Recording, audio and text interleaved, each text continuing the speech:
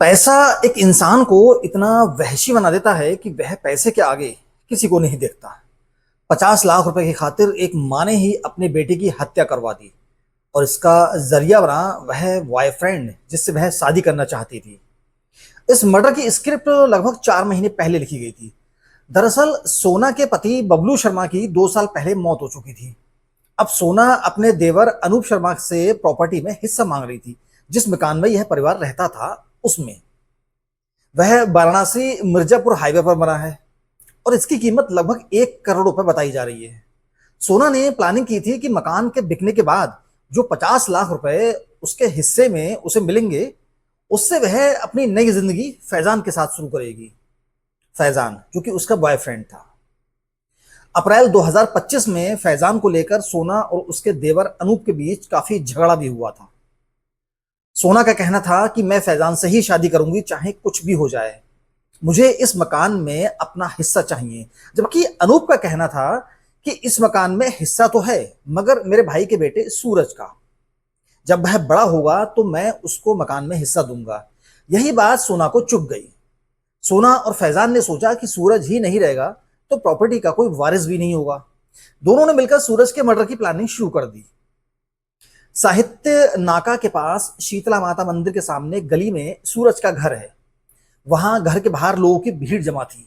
घर के अंदर मोहल्ले की महिलाएं इकट्ठा थीं जो परिवार की परेशान महिलाओं को ढांढस बनवा रही थी। सूरज की चाची अनीता ने खुद को संभालते हुए बताया कि रोजाना की तरह सूरज कोचिंग से शाम को लगभग 6 बजे के आसपास घर लौटाता था। मेरे पति अनूप ने पूछा कि कहाँ से आ रहे हो। उसने कहा, चाचा मैं कोचिंग गया था वहीं से आ रहा हूं। इसके बाद वह गली में खेलने के लिए चला गया। इसके करीब आधे घंटे बाद 6:30 बजे सूरज की मम्मी सोना चौहान घर पर आई। वह सीधे ऊपर की मंजिल पर बने अपने कमरे में चली गई। उसने अपने बच्चों के बारे में कुछ भी नहीं पूछा, वो अक्सर नहीं पूछती थी। हम भी अपने काम में व्यस्त हो गए। रात करीब 9 बजे के बाद वह अचानक सोना की मम्मी नीचे आई और सूरज को लेकर चिल्लाने लगी कि मेरा बेटा गायब हो गया है, मैं क्या करूंगी। इसके बाद मेरे पति और मोहल्ले वालों ने हर जगह सूरज को ढूंढा लेकिन वह कहीं नहीं मिला। सूरज को ढूंढते ढूंढते रात के करीब 12 बज गए। इसके बाद सब लोग वापस अपने घर लौट आए। उसके बाद फिर थाने में रिपोर्ट लिखवाने की बात हुई। मैंने अपने पति से कहा कि आप सोना के साथ थाने जाएं और रिपोर्ट लिखवाएं। तो मेरे पति तैयार हुए मगर सोना थाने जाने की बजाय घर के ऊपर अपने कमरे में कूलर चलाकर आराम से सो गई। इसके बाद मेरे पति रात में 1 बजे अकेले थाने जाकर रिपोर्ट लिखवा कर आए। अनिता ने बताया, सुबह मेरे पति ने एक बार फिर सूरज को ढूंढना शुरू किया। उधर सूरज के न मिलने की अनहोनी की आशंका से बेचैनी बढ़ती गई। पुलिस ने कहा था कि एफआईआर 24 घंटे के बाद ही होती है। हम सब लोगों को डर लग रहा था कि कहीं कोई अनहोनी ना कोई हो गई हो। पुलिस कई बार घर आकर पूछताछ कर चुकी थी। पुलिस जब काफी देर तक सोनम से पूछताछ करती रही तब फैजान और सोना के अफेयर की बात सामने आई। पुलिस ने जब सोना के ऊपर दबाव बनाया तब उसने कहा कि मेरा फैजान के साथ अफेयर है, वह सिर्फ सूरज को छोड़ने गया था, उसने कुछ नहीं किया है। इसके बाद सोना पुलिस के साथ फैजान के घर पहुंची, जहां से फैजान को पुलिस पूछताछ के लिए थाने ले गई। जब फैजान से सख्ती से पूछताछ की गई तब उसने सच बता दिया। फैजान पुलिस को 12 बीघा के मैदान तक लेकर पहुंचा जहां उसने सूरज की डेड बॉडी को छुपा दिया था। सूरज के पिता की मौत 2 साल पहले बीमारी से हो गई थी। इसके बाद सोना अपने देवर के साथ ही उसी घर में रह रही थी। सूरज के चाचा का कहना है कि उन्हें नहीं पता था कि फैजान और सोना का अफेयर कब और कैसे हुआ। सोना छोटी मोटी जॉब करती थी, घर से समय से आती थी और समय से जाती थी। करीब 4 महीने पहले सोना ने अपने अफेयर के बारे में सबके सामने खुलकर कहा था। इसके बाद वह फैजान के साथ अक्सर बाइक पर बैठकर घूमती दिखाई देती थी। वह सूरज और उसकी बेटी को भी घुमाने ले जाता था, यानी कि फैजान। लेकिन आज तक फैजान घर नहीं आया। वह लगातार हम पर जायदाद बंटवारे का दबाव बना रही थी। कई बार पार्षद से भी इस बारे में मिल चुकी थी लेकिन हमें यह नहीं पता था कि वह इतना बड़ा कदम उठा लेगी।